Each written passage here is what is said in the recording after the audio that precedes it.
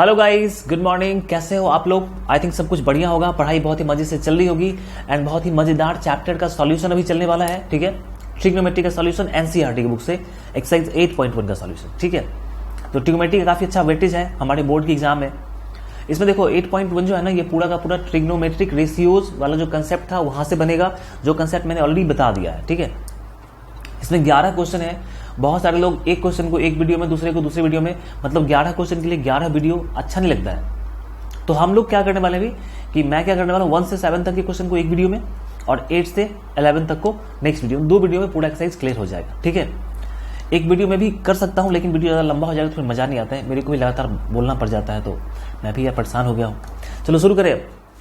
एकदम माइंड को रिलैक्स कर लो। ठीक है, कुछ भी स्ट्रेस नहीं होना चाहिए, पूरा का पूरा सीखोगे, एकदम फ्री हो जाओ। देखो, ABC is in triangle ABC right angle at B. अच्छा देखो, ये ट्रायंगल है, बी पे राइट एंगल बन रहा है, तो हमने बी यहां पे करना है और यहां पे राइट एंगल का साइन कर दो। ठीक है, BC7 यहां पे सी कर लेते हैं हम लोग और यहां पे ए कर लेते हैं। ठीक है, देख के, क्योंकि ए बी 24 सेंटीमीटर है, थोड़ा सा बड़ा होना चाहिए, 24 सेंटीमीटर, और जो BC हमारा है ये कितना है, 7 सेंटीमीटर। तो तुमसे क्या पूछ रहा है, determine sign A cos A sign C cos सी। कोई दिक्कत नहीं है, जब भी ऐसा कुछ निकालने की बात हो तो तुमको देखो 3 साइड में से 2 साइड दिया हुआ होता है, हम लोग थर्ड साइड निकालेंगे, बाकी सारे का थर्ड तीनों साइड निकल गया तो फिर कुछ भी पूछेगा हम लोग उसको फाइंड आउट कर सकते हैं। ठीक है, तो थर्ड साइड में क्या बच रहा है, AC जो हाइपोटेनस है, तो हम लोग यहाँ पे सबसे पहले क्या करेंगे, AC निकालेंगे। ठीक है, हम लोग क्या करने वाले हैं यहाँ पे, in triangle ABC, ABC triangle में जो आपका हाइपोटेनस है AC, ठीक है, ये AC कितना हो जाएगा, हाइपोटेनस होता है रूट अंडर बेस का स्क्वायर प्लस परपेंडिकुलर का स्क्वायर, तो बेस कितना है 24 और ये कितना है 7। ये आप इसको ये करोगे तो आ जाएगा 225, 225 होगा, जो 25 का स्क्वायर होता है। सेंटीमीटर हम लोग बाद में ही लगा देते हैं, बीच में लिख सकते थे, बाद में लगा दिया, कोई दिक्कत नहीं। तो अब तुम्हारा जो AC है ना, ये भी तुमने निकाल लिया है, कितना, 25 सेंटीमीटर। थोड़ा फैन का बैकग्राउंड साउंड आ रहा होगा, I am sorry for that, मैं उसको बंद नहीं कर सकता, काफी गर्मी है और AC मेरे पास में है नहीं, तुमको पता है, तो थोड़ा सा झेलना पड़ेगा। ठीक, अब आ जाओ, अब मेरे को ये करना है, तो साइन ए और कॉस ए निकाला। ठीक है, तो साइन ए में क्या करना है भाई, देखो साइन ए का मतलब क्या होता है, एंगल ए के लिए, इस एंगल ए के लिए परपेंडिकुलर और हाइपोटेनस तो फिक्स रहेगा, 90 के सामने हाइपोटेनस है, तो एंगल ए के लिए परपेंडिकुलर और हाइपोटेनस का रेशियो, तो साइन ए क्या हो जाएगा, परपेंडिकुलर मतलब BC और हाइपोटेनस मतलब AC। वैल्यू पुट कर दो, 7 सेंटीमीटर और AC 25 सेंटीमीटर, 7/25। ऐसे ही cos A की बात हो रही है, तो cos A का मतलब क्या हो गया, cos A का मतलब हो गया एंगल A के लिए बेस और हाइपोटेनस B/H होता है, तो 25 मतलब ये AB, बेस हमारा AB है और जो हाइपोटेनस है वो AC है। तो AB कहने का मतलब क्या हुआ, AB कहने का मतलब हुआ कि 24 सेंटीमीटर और ये 25 सेंटीमीटर, तो बचेगा 24/25। ये बात क्लियर हो चुकी है। ठीक है, अब देखो क्या कहना भाई, साइन C cos C। अब साइन C cos C का मतलब क्या हो गया, देखो साइन C का मतलब हुआ एंगल C के लिए परपेंडिकुलर और हाइपोटेनस का रेशियो। ठीक है, तो C के लिए परपेंडिकुलर क्या होगा, जिस एंगल को हम लोग कंसीडर करते हैं उसके जस्ट सामने वाला जो साइड होता है ना, वो परपेंडिकुलर होता है, और 90 के सामने हाइपोटेनस, तो हाइपोटेनस चेंज तो होगा नहीं, तो C के लिए परपेंडिकुलर क्या है, 24 और ये 25, मतलब AB/AC 24 सेंटीमीटर बाई 25 सेंटीमीटर। यहां से आप कैंसिल कर लो इसको, तो बचेगा 24/25। ठीक, cos C की बात हो रही है, देखो cos C के लिए cos मतलब क्या, बेस और हाइपोटेनस का रेशियो, तो BC/AC, BC/AC। BC कितना है, BC है 7 सेंटीमीटर और AC कितना है 25 सेंटीमीटर, मतलब 7/25। फर्स्ट क्वेश्चन आ गया। ये क्वेश्चन तुम्हारे एग्जाम में 3 नंबर में आएगा, अगर आएगा तो। ठीक है, आना भी चाहिए, क्वेश्चन अच्छा है, बुरा नहीं है क्वेश्चन। बात समझ में आ रही है? नेक्स्ट क्वेश्चन को देखें, नेक्स्ट क्वेश्चन में क्या आ रहा है। ये रहा हमारा नेक्स्ट। देखो यहां पे क्या करना है भाई, इन फिगर 8.13, यही फिगर 8.13 है, इसमें tan p minus cot r निकालना है। तो मैंने तुमको अभी क्या बताया था कि ट्रायंगल में 2 साइड दिया है, तुम तीसरा निकाल लो सबसे पहले। ठीक है, तो तीसरा निकाल लिया जाए, निकालो। शुरुआत करेंगे वहीं से जो हमने लिखना स्टार्ट किया था, वही शुरुआत करते हैं। इन ट्रायंगल सॉल्यूशन की बात करो, यहां से सॉल्यूशन इन ट्रायंगल PQR में मेरे जो देखो ये QR क्या है, ये जो QR है ना, ये बेस है, नहीं हाइपोटेनस तो मेरा ये है, तो QR क्या हो जाएगा, जो ये होता है रूट अंडर हाइपोटेनस का स्क्वायर, बाकी जो साइड बचा हुआ है उसका स्क्वायर। तो हाइपोटेनस में लगेगा 13 का स्क्वायर माइनस 12 का स्क्वायर। ये कितना होता है, 13 का स्क्वायर 169 होता है, और ये कितना होता है 144। तो आपका बचेगा 25, जो 5 सेंटीमीटर बाद में ही लगा देते हैं हम लोग। तो ये मेरा फाइंड आउट हम लोग कर चुके हैं इसको, ये 5 सेंटीमीटर आ चुका है। अब कोई टेंशन नहीं है, अब जो निकालना है वो आराम से निकालेंगे। ठीक है, तो अब निकालना क्या है, अब निकालना है tan p minus q cot r। तो 1 मिनट रुक जाओ भाई, इतना सारा तार वार रहता है ना, परेशान हो जाता हूं मैं इसको अरेंज करते करते। तो अच्छा, तो tan p minus cot r मतलब क्या हुआ, tan p का मतलब क्या हुआ, देखो tan p, ये एंगल p की बात हो रही है। इस एंगल p के लिए tan क्या होता है, इस एंगल p के लिए tan होता है परपेंडिकुलर और बेस का रेशियो। ठीक है, tan क्या होता है, इस एंगल के लिए परपेंडिकुलर ये होगा और बेस ही होगा। तो परपेंडिकुलर और बेस का रेशियो मतलब क्या, QR by PQ, QR by PQ। अच्छा, और cot R, इस एंगल के लिए cot चाहिए, क्या चाहिए, cot। तो cot क्या होता है, cot होता है बेस और परपेंडिकुलर का रेशियो, बेस और परपेंडिकुलर।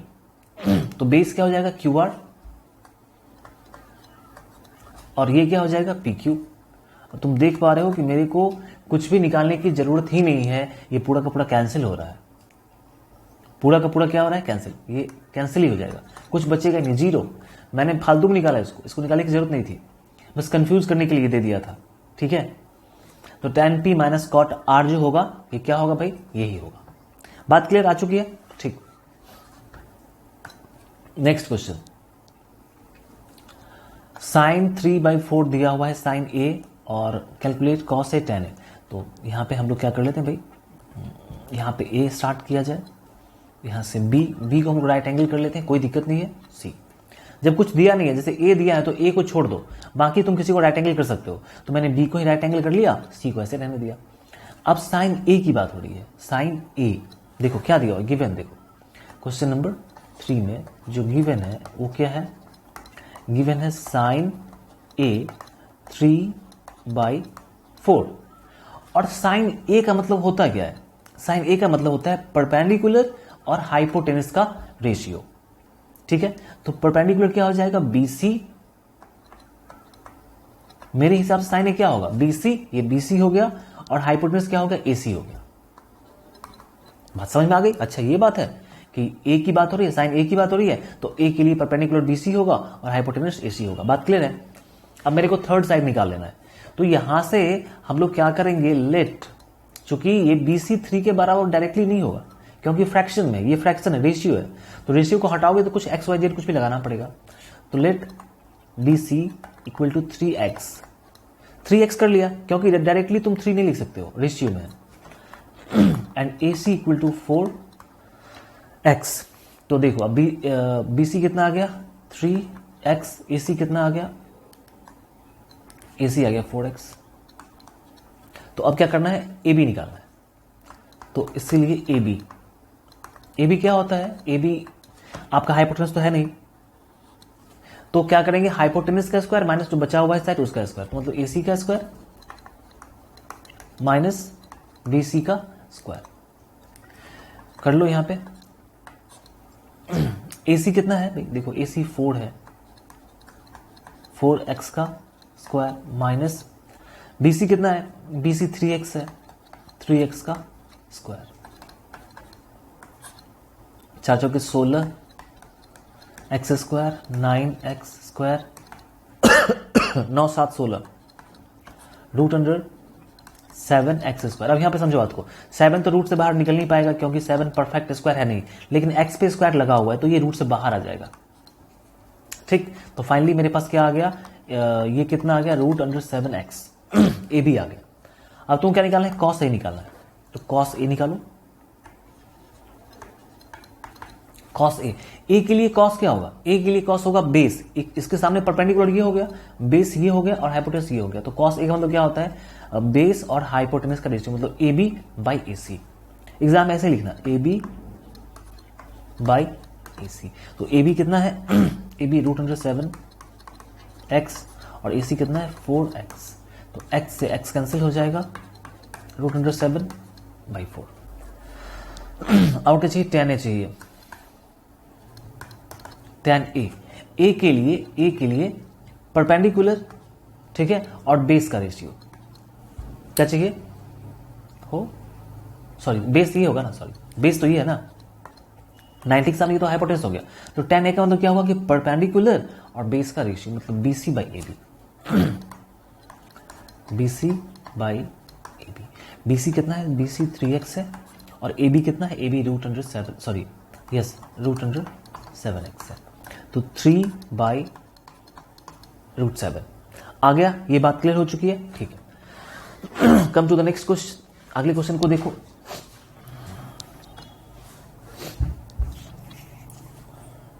Question number 4। इसमें पहले देखो तुम, बात क्या दिया जा रहा है यहाँ पे। इसमें क्वेश्चन 4 का जो सॉल्यूशन हम लोग स्टार्ट करेंगे, कहां से स्टार्ट करेंगे, क्या दिया हुआ है, 15 cot A इक्वल टू 8। ठीक है, तो यहां से cot A को डायरेक्टली हम लोग फाइंड आउट करते हैं कि डायरेक्ट, तो कैसे निकाला, कुछ ज्यादा काम नहीं करना है।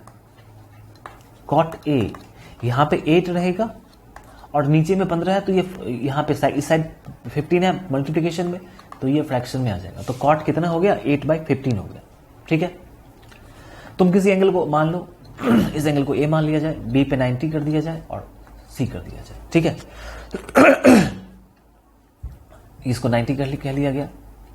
ठीक है, cot क्या होता है, अब देखो जिस हम एंगल को कंसीडर कर रहे हैं वो एंगल A ये है, तो A के लिए cot का रेशियो दिया हुआ है। अच्छा, A के लिए cot क्या होगा, A के लिए cot होगा बेस और परपेंडिकुलर का रेशियो, ये तो हाइपोटेनस हो गया।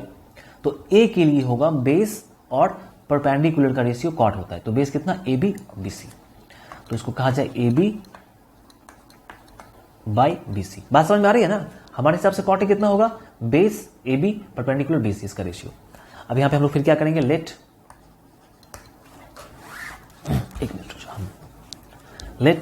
AB equal to 8x and BC। कुछ बुक्स में x के बदले k लिखा रहता है, तो तुम उसमें कंफ्यूज मत होना, उससे कोई मतलब नहीं है मेरे को। ठीक है, कोई दिक्कत नहीं है। तो AB और BC देखो, AB कितना हो गया 8x और BC कितना हो गया 15x। अब तुमको जो भी निकालना है उसके तुमको हाइपोटेनस चाहिए, तो AC निकालो तुम। AC कितना हो जाएगा, रूट अंडर AB का, चूंकि हाइपोटेनस चाहिए ना, ये चाहिए, तो इसका स्क्वायर प्लस इसका स्क्वायर, तो मतलब क्या, AB का स्क्वायर प्लस BC का स्क्वायर। ठीक है, कितना है AB तुम्हारा 8x है और ये क्या है 15x है। ठीक, जोड़ लिया जाए, जोड़ 8 का होता है 64 और इसका होता है 225x स्क्वायर। ठीक, कितना हो जाएगा, 5 4 9 6 और 2 8 289x स्क्वायर। आई थिंक ये 17 का होता है, मैं एक बार देख ही लेता हूं, रुक जाओ। 17 का होता है। तो हम लोग इसको क्या लिखने वाले हैं भाई, ये जो है ना ये 17 हो जाएगा और x जो है एक्स स्क्वायर वो भी दोनों ही रूट से बाहर आ जाएगा। ये 17 का स्क्वायर होता है, ये x खुद ऑलरेडी स्क्वायर है, तो यहां पे जो हमारा वैल्यू आ गया क्या आ गया 17x। अब तुम क्या निकालना, साइन ए निकालना है, तो साइन ए निकालो। साइन ए, साइन ए का मतलब क्या हुआ, एंगल ए के लिए, ठीक है, परपेंडिकुलर एंड हाइपोटेनस का रेशियो, इसी को बोलते हैं ए, साइन ऑफ ए। तो इस ए के लिए परपेंडिकुलर और हाइपोटेनस मतलब बीसी बाई एसी, ठीक है, बीसी बाई एसी। अब बीसी मतलब क्या, देखो बीसी मतलब क्या, देखो बीसी, बीसी भाई आपका कितना है, बीसी 15 है,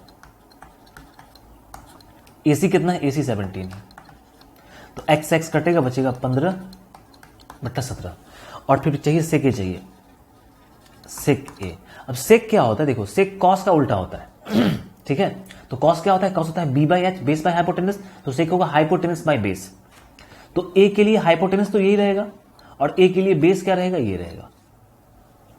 बात समझ में आ रही है, ए के ए मतलब सेक क्या होता है, सेक होता है हाइपोटेनस और बेस का रेशियो, तो हाइपोटेनस ये है और ए के लिए बेस ये है, मतलब क्या AC by AB।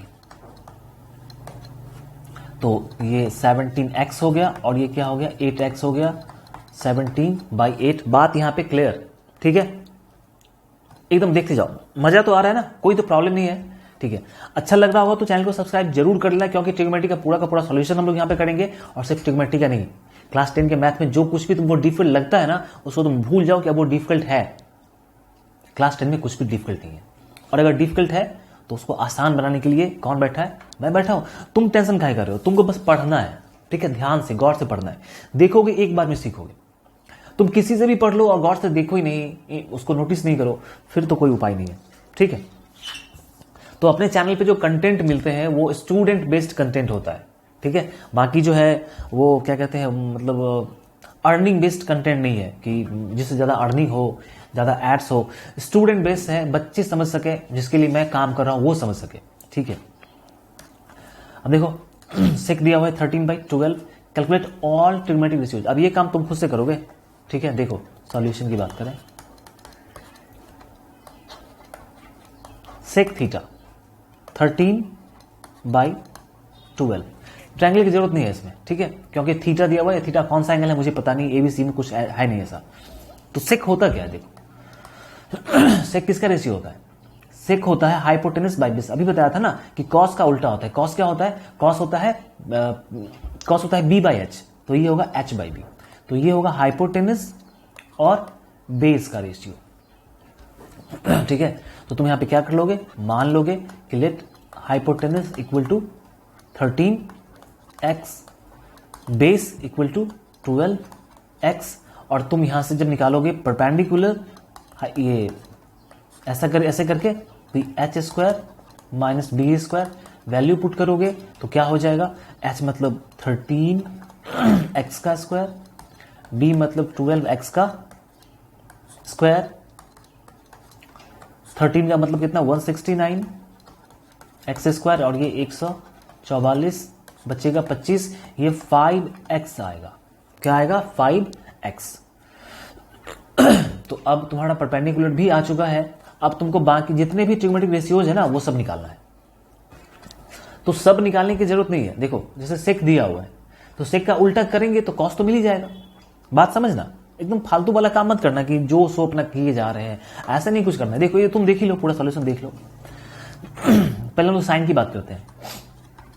Sine theta, sine theta क्या होता है, P बाई एच। वैल्यू यहां से पुट कर लो। P कितना है 5x है और h कितना है, h है 13x, तो 5/13, ठीक है। अब cos थीटा चाहिए तो cos सेक का उल्टा होता है। cos theta equal to 1/sec theta. 1/sec कितना है, सेक है 13/12, तो उसको उल्टा किया जाए तो 12/13 हो जाएगा, ठीक है। अब tan निकालना है। तुमको पता है tan क्या होता है, tan होता है P/B। P कितना 5x और B कितना है 12x है, मतलब 5/13। 12। तो मैं ऐसे ही बाकी जो 3 रेशियोज है, एक तो सेक कॉसेक सेक दिया ही हुआ है, तो कॉसेक और कॉट बचा, निकाल लो तुम। साइन का उल्टा करेंगे तो कॉसेक मिलेगा, टेन का उल्टा करेंगे तो कॉट मिलेगा, ठीक है। या तुम उल्टा नहीं करना चाहते हो तो तुमको पीबीएच पता है, वैल्यू डालो, निकालो।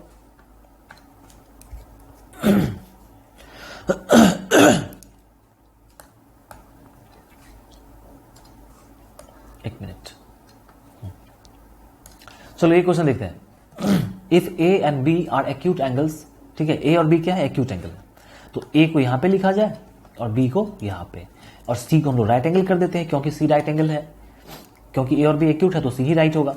यहां पे कह रहा है कि cos A and cos B जो है ये इक्वल है, तो शो करना है कि एंगल A और एंगल B इक्वल होगा। बहुत सारे बुक्स में इसका सॉल्यूशन अलग भी दिया हुआ है, बहुत सारे टीचर उल्टा पुल्टा भी बताते हैं, कुछ लोग सही बताते हैं।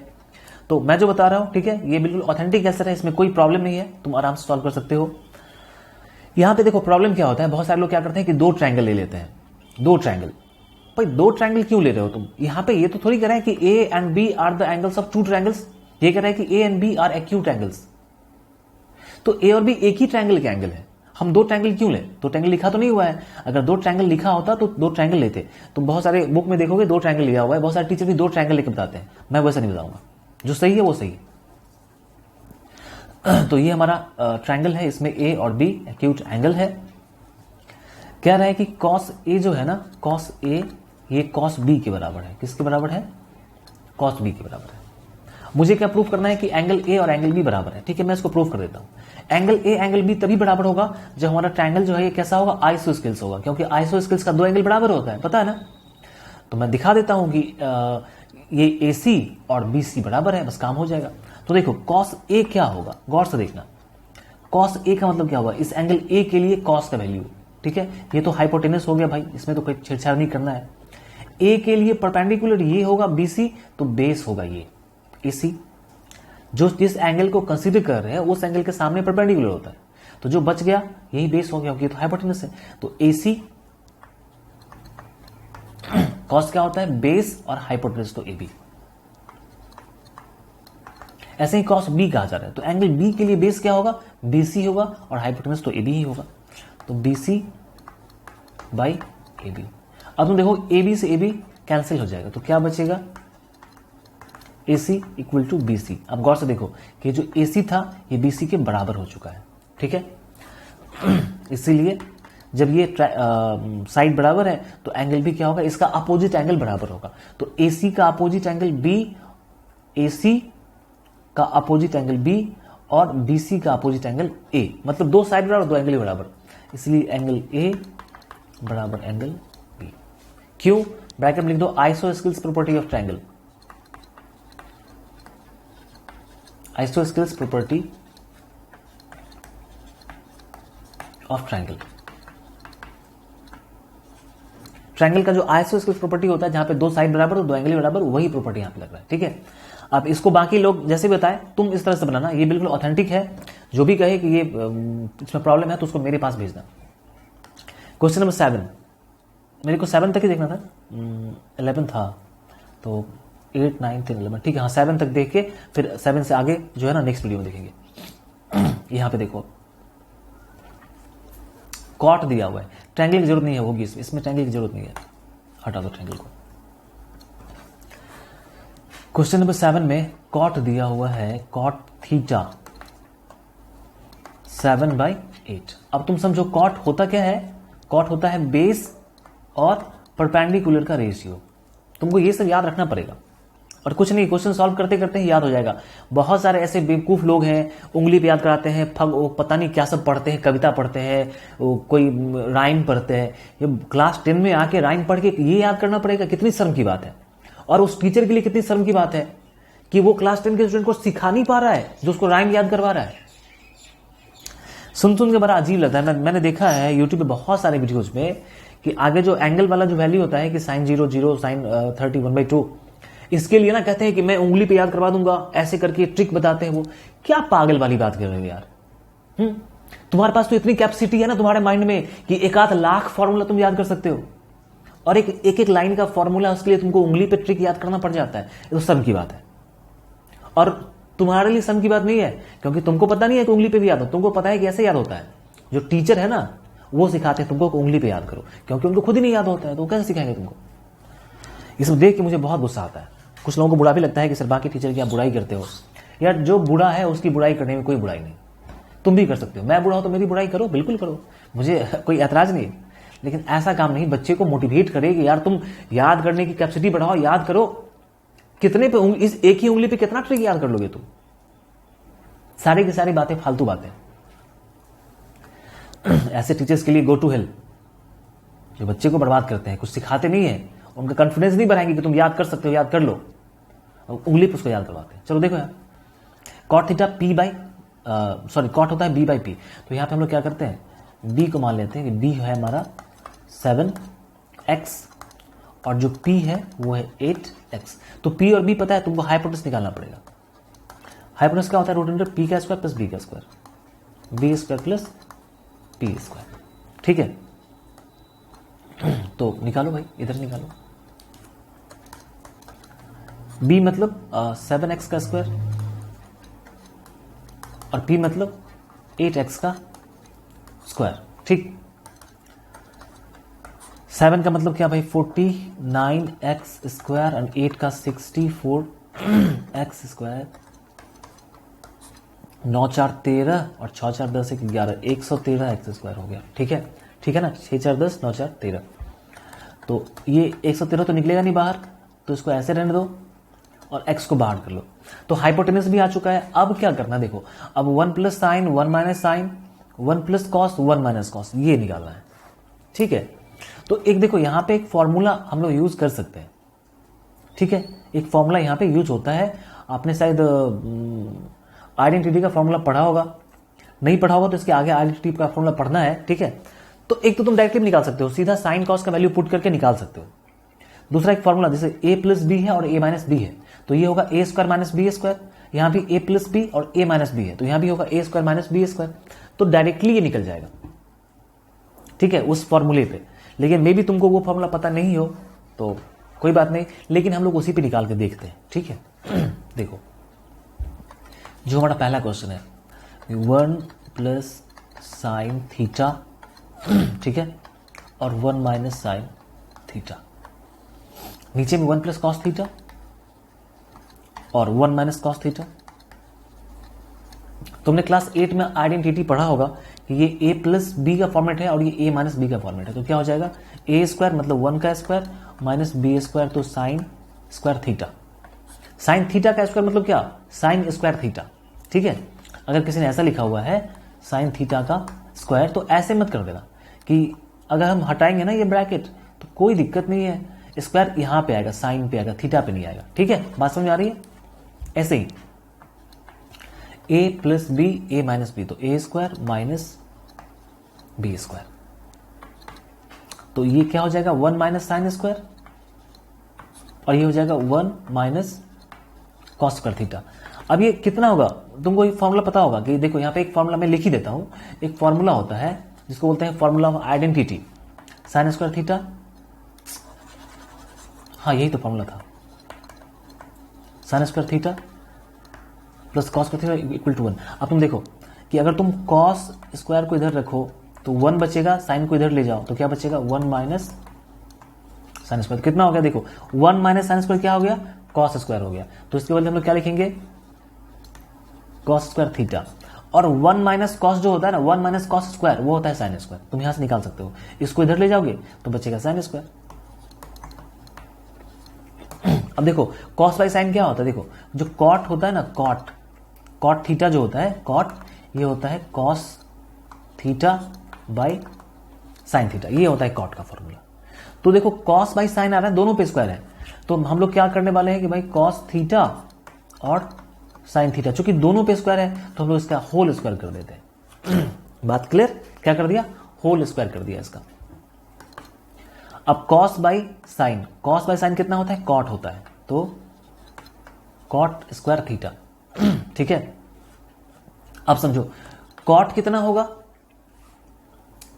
होगा, तो कॉट होता है बेस बाई परपेंडिकुलर। कॉट तो यहां पे दिया ही हुआ है, देखो ओह निकालने की क्या जरूरत थी यार। आई एम सॉरी, क्योंकि मेरे को पता नहीं था कि यही आएगा तो मैंने फालतू में एच निकाल लिया था। एच की जरूरत ही नहीं पड़ेगी, मुझे लगा कि साइन कॉस वगैरह।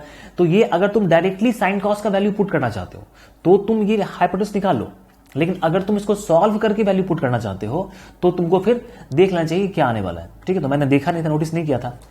ये फॉर्मूला हम लोग यूज करेंगे ना, ये फॉर्मूला हम लोग यूज करेंगे। ठीक है, तो फिर डायरेक्टली वैल्यू पुट नहीं करना पड़ेगा, आप इसको सॉल्व कर लो। सॉल्व करोगे तो पता चलेगा अच्छा ये कॉट ही तो आ रहा है, और कॉट आ रहा है तो फिर दिक्कत क्या है, कॉट स्क्वायर आ गया। अब देखो कॉट का वैल्यू कितना दिया हुआ है, कॉट का वैल्यू दिया हुआ है 7/8, तो 7/8 का स्क्वायर, 7 का स्क्वायर 49, 8 का स्क्वायर 64। यही आंसर, ये भी आएगा कितना, कॉट स्क्वायर थीटा, और ये भी कितना है, कॉट स्क्वायर थीटा। दोनों सेम ही है।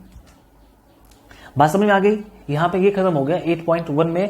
क्वेश्चन नंबर 7 तक हमने देख लिया है। अब बच गया कितना, 8, 9, 10, 11, जो हम लोग नेक्स्ट वीडियो में देखेंगे, वीडियो ज्यादा लंबा ना हो इसके लिए। तो कैसा लगा आपको ये सॉल्यूशन, बताना, कमेंट करके जरूर बताना। एंड भाई सब्सक्राइब थोड़ा कर ही लो यार, तुम लोग सपोर्ट नहीं करते हो। मतलब कोई टीचर अगर डेडिकेटेड है तुम्हारे लिए तो तुम उसका सपोर्ट नहीं करते हो। बुरा तो नहीं लगता है, लेकिन ऐसा लगता है कि यार अकेले अकेले काम कर रहा हूं, कोई मेरे पीछे, कोई मेरे को मतलब सपोर्ट करने वाला नहीं है, बस ऐसे किया जा रहा हूं। कोई दिक्कत नहीं है, मैं कोशिश करूंगा कि आपका दिल जीत सकूं अपने कंसेप्ट से, अपनी बातों से। ठीक है, और आपको सही रास्ता दिखा सकूं। बात ये नहीं कि सब्सक्राइबर बहुत बढ़ जाए और मैं काम नहीं करूं, ऐसा कुछ नहीं है।